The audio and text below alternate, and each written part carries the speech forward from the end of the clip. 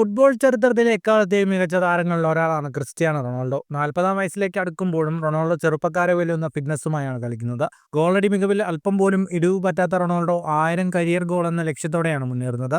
ഇതിനുശേഷം ബൂട്ടഴിച്ചാൽ റൊണാൾഡോ എന്ത് ചെയ്യുമെന്നാണ് എല്ലാവരുടെയും ആകാംക്ഷ.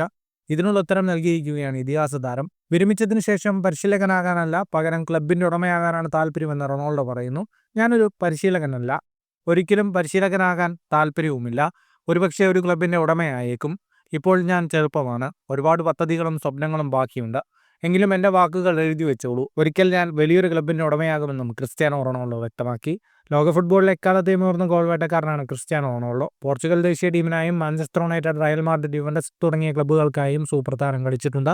സൗദി ക്ലബ് അൽ നസറിന്റെ ഭാഗമാണ് ഇപ്പോൾ റൊണാൾഡോ. കരിയറിൽ ആകെ 916 ഗോളുകൾ റൊണാൾഡോ നേടിയിട്ടുണ്ട്. ഫുട്ബോൾ ലോകത്തെ കൂടുതൽ വാർത്തകൾക്കും വിശേഷങ്ങൾക്കുമായി സ്പോർട്സ് കഫേ ഇപ്പോൾ തന്നെ സബ്സ്ക്രൈബ് ചെയ്യുക.